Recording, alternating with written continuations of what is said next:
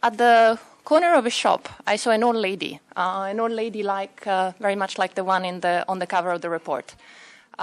She was not selling anything; she was begging, and not even in a very convinced way. And I think, in a way, this report is really about people like that old lady or the lady on the cover of the report. People who, when things are going well, they find a way of getting by. When something bad happens, either to them personally or to the economy as a whole, as has been the case recently, they don't have anywhere to turn. And the report actually gives a rather hopeful message. It starts by noticing that before the crisis, the economy had started turning around in more than one way. Growth had accelerated, and there was progress in terms of poverty reduction, especially when compared to the previous part of the decade. But the crisis is putting these gains at risk. And the ability of the state to respond to the crisis is limited because, as Marco just mentioned, the safety nets is not effective at reaching the poor, it's not efficient, and it takes away lots of money that could be used much more usefully in reducing poverty. So in general, one would want to have a better targeted social protection system, but given the crisis, this need has become all the more urgent. But let me illustrate one by one these messages. So first of all, at the beginning, things were getting better. And this is just for you to have an idea. These are the growth rates of the last decade. As you can see, from 2000 let me see if this works.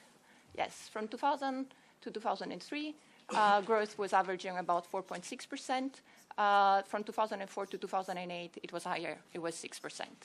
And the really interesting thing is actually that while there was stagnation in the first part of the decade in terms of poverty reduction, we see an acceleration in the second part of the decade.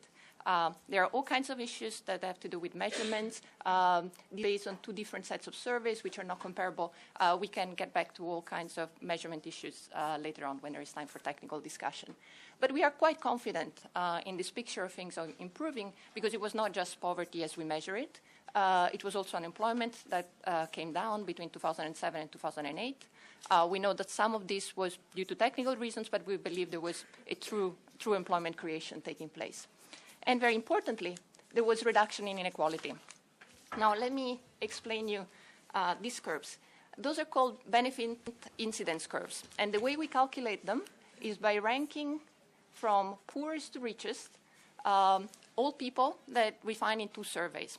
So rather than just coming up with one number, the average growth rate, which would be here like the yellow line, we calculate the growth rate of the bottom 1% and then the next 1% of the population. So it's like having a specific growth rate for every single group of people in the distribution. One very interesting thing about this benefit incidence growth, and here you have the one for the country in aggregate, is that first of all, growth was positive for everybody, so everywhere there's been growth. But the really interesting thing is, like, those at the top, say the top 10% of the distribution, their income grew less than the rest of the distribution. So basically, the rest of the people have been able to catch up a little bit more with those who were at the top. And this has reduced inequality. We see this in a reduction of the Gini. We see even more in other indicators that really capture what is happening here at the top of the distribution. What is also very interesting is that there's been a different pattern between rural and urban areas.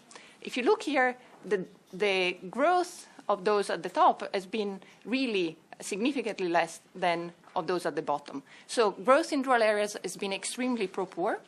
And what we notice is that, therefore, this redistribution effect has really has been just as important as growth in rural areas to reduce poverty.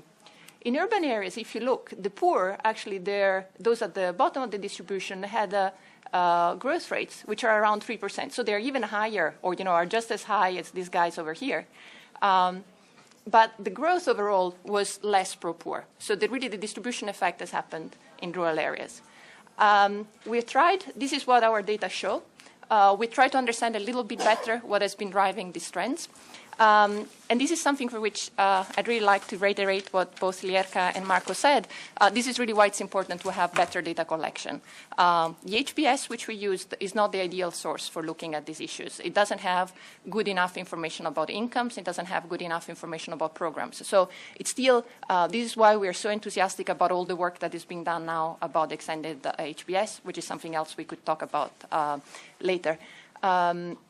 But basically, definitely part of this story on why inequality decreased in rural areas more than in urban areas has been the increase in both private transfers, in remittances both from inside the country and outside the country. But we can discuss this in more detail later. Overall, a good story. There's been progress, but it has not been shared by everybody in the same way. So one first dimension of difference is the different performance between the Federation and the Republika Srpska.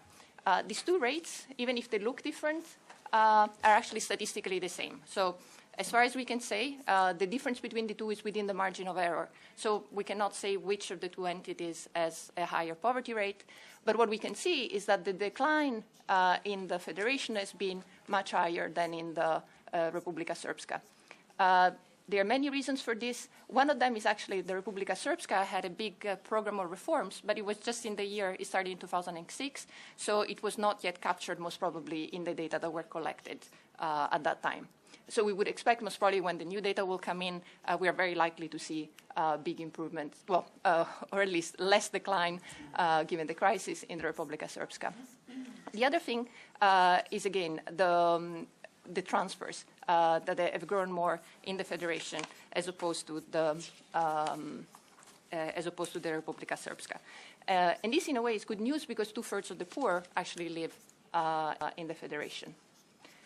Another big dimension of difference, the rural-urban divide.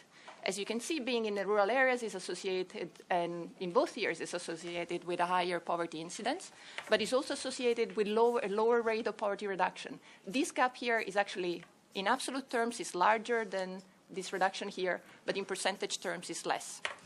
As a result of this lower poverty reduction in rural areas than in urban areas, poverty is now overwhelmingly a rural phenomenon. 77% of the poor now live in rural areas. And this is an important finding, I think, looking ahead. The other thing which is interesting is that, as you can see, in urban areas, there are also lots of differences. And the lowest incidence and the most of the poverty reduction is in Sarajevo. And finally, there have been also differences by individual characteristics. What you have here is the incidence of poverty in both years according to educational levels. So, as you can see, low education is associated with higher incidences of poverty, with lower rates of poverty reduction as well. And this is important because 40% of the adults, of individuals 18 and older, have less than secondary education. They are in these, oops, sorry, Marco. They are in these groups here. And this, of course, has to do with the labor market. People with low skills are much more likely to be in low productivity sectors. They are very likely to be in the formal sector or in agriculture. So the issue is certainly, reducing poverty certainly has to do with creating more jobs to bring down the high levels of unemployment, but also creating better jobs, more high productivity jobs, and making people able to take advantages of those jobs, investing in their skills. And this is because at the moment, 45% of the poor actually do have a job. So jobs are important, but not all jobs are a way out of poverty.